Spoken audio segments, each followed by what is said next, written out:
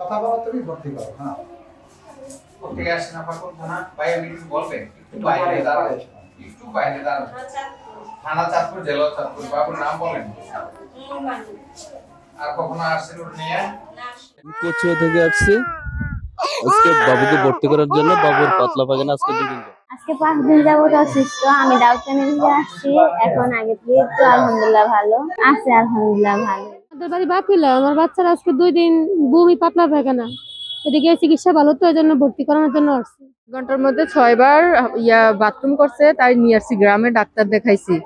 1 সপ্তাহ হবে, এখানে ভালো হয় না দেখা এদিকে নিয়ে আসছি। আজকে 3 দিন ধরে পাতলা পায়খানা হইতাছে। ওনা আগের তো অনেকটা ভালোই, আল্লাহর রহমতে ওনা বাড়িতে আমরা চলে যেতে।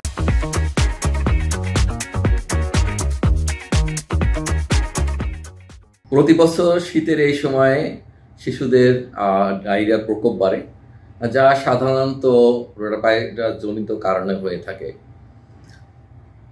এই ডায়রিয়ায় শিশুর পাতলা পায়খানার পাশাপাশি জ্বর ও বমি থাকতে পারে।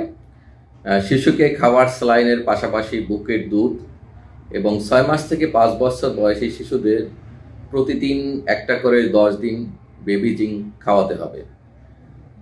খাবার স্যালাইন তৈরির ক্ষেত্রে অবশ্যই সতর্কতা অবলম্বন করতে হবে।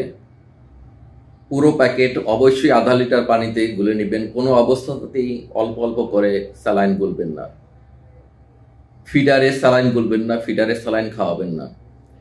এই ডায়রিয়া ভালো হতে সাধারণত 3 থেকে 7 দিন সময় লাগতে পারে, তবে আতঙ্কিত হওয়ার কোনো কারণ নেই।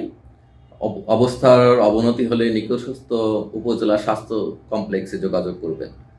আমাদের হাসপাতালে গত 15 দিনে প্রতিদিন গড়ে 300-র বেশি ডায়রিয়া রোগী ভর্তি হচ্ছে, যা স্বাভাবিক সময়ের থেকে 3 গুণেরও বেশি। আমাদের হাসপাতালে পর্যাপ্ত চিকিৎসা সামগ্রী, স্যালাইন আছে এবং আমরা অতিরিক্ত বেডের ব্যবস্থা করেছি। ইনশাল্লাহ আমরা যে কোনো অবস্থায় পরিস্থিতি সফলভাবে মোকাবিলা করতে পারব।